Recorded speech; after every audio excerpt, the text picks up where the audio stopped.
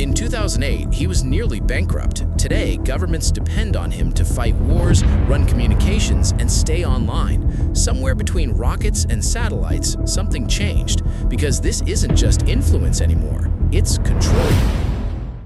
Here is the question you need to sit with. How does the world's richest man, who owns 6 companies doing billions of dollars of business with the US government, end up in charge of reviewing and cutting that same government? How does the man whose companies are being investigated, fined, and regulated by federal agencies end up running those agencies? And how does someone with no elected position, no confirmed appointment, no constitutional authority end up with more access to sensitive government data than most senators?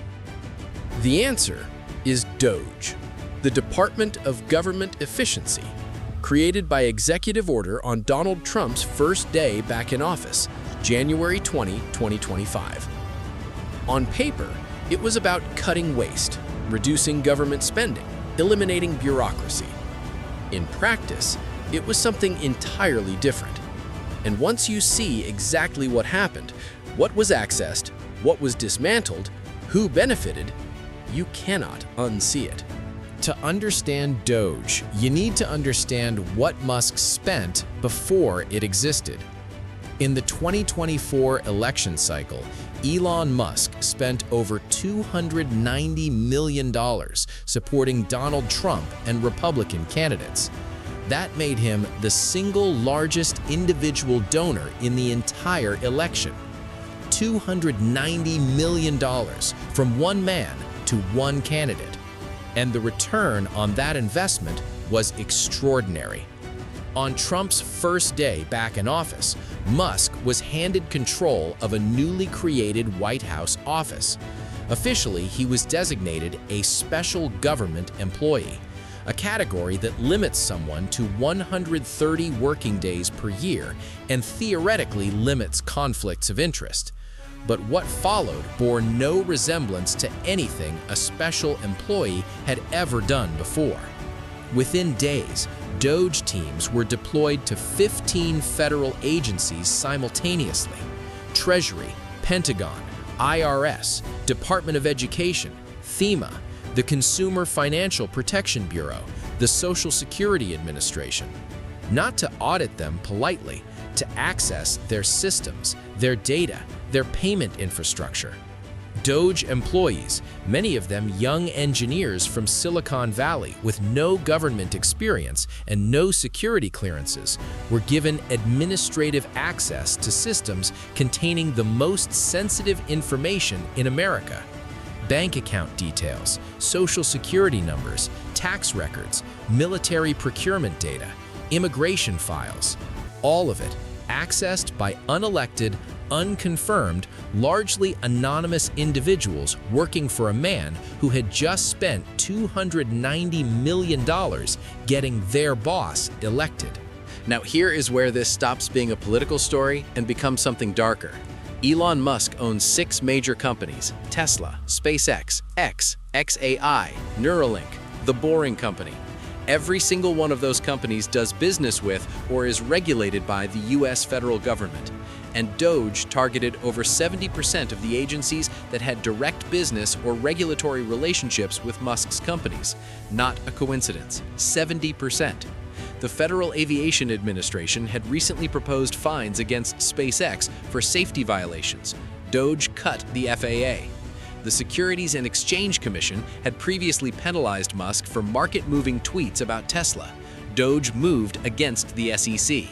The National Highway Traffic Safety Administration had been investigating Tesla's autopilot system for years. DOGE targeted the NHTSA. FDA staff who were reviewing products from Musk's Neuralink brain chip company were fired as part of DOGE cuts. 5 inspectors general, the independent watchdogs who investigate fraud inside government agencies, were fired overnight. Several of them were in the middle of investigations into Musk's own companies. And then Trump fired the head of the Office of Government Ethics, the office that had an open request to investigate Musk's conflicts of interest. The man investigating Musk, fired. The inspectors investigating Musk's companies, fired. The agencies regulating Musk's businesses cut. The White House's own ethics lawyer under George W. Bush, a Republican, stated publicly he may not participate in any United States government matter that has a direct and predictable effect on his financial holdings. If he does, he commits a crime. Nobody was prosecuted. Nobody was stopped. But the conflicts of interest were not even the most alarming part. The most alarming part was the data.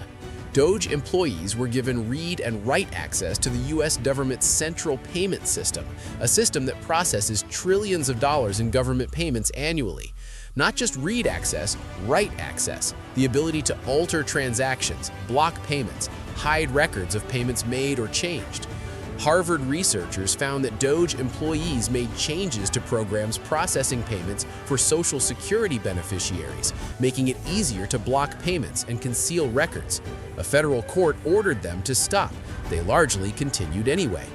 In January 2026, the Social Security Administration revealed that a DOGE affiliate had signed a voter data agreement as an SSA employee with an advocacy group seeking to analyze state voter rolls, meaning DOGE accessed voter registration data through a government agency. And SpaceX, Musk's rocket company, was quietly awarded a classified government contract for a spy satellite network worth an estimated $1.8 billion. Awarded while Musk was simultaneously running the office reviewing government contracts. Senator Richard Blumenthal formally demanded answers from all 6 of Musk's companies about what government data they had accessed. The demand was largely ignored. Chuck Schumer said it directly.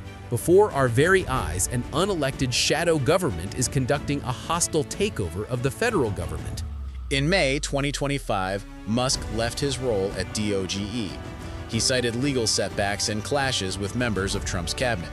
He told a podcast he wouldn't do it again if given the chance. He called the results a little bit successful.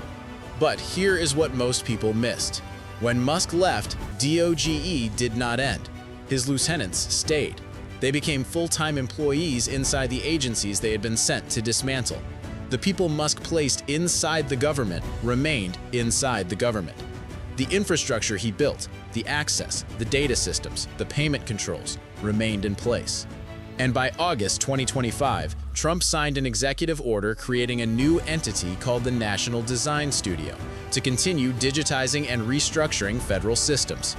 Led by Joe Gebbia, an Airbnb co-founder and Musk associate who had led DOGE's overhaul of the federal employee retirement system. Musk left the building. His people stayed. His systems stayed. His influence stayed. DOGE is scheduled to officially end on July 4, 2026, American Independence Day. Whether that deadline means anything remains to be seen. In 1600, the British East India Company started as a simple trading firm. Over decades, it gained quasi-governmental powers. Eventually, it ruled over hundreds of millions of people. Nobody planned for that to happen. It just did. Step by step, deal by deal, access by access. Harvard researchers drew that exact comparison to what Musk did with DOGE in 2025. One man, 6 companies, $290 million spent. One election won, one government accessed. Nobody elected him. Nobody confirmed him. Nobody could stop him. And when he left the doors open behind him. That is what power looks like when it has no limits. This has been KViX. The throne always falls. We just document it. Drop a comment. Do you think what Musk did was government efficiency or the biggest power grab in American history? I want to know what you think. Subscribe because next week we go even deeper. And share this video because the more people who understand this, the harder it is to pretend it never happened.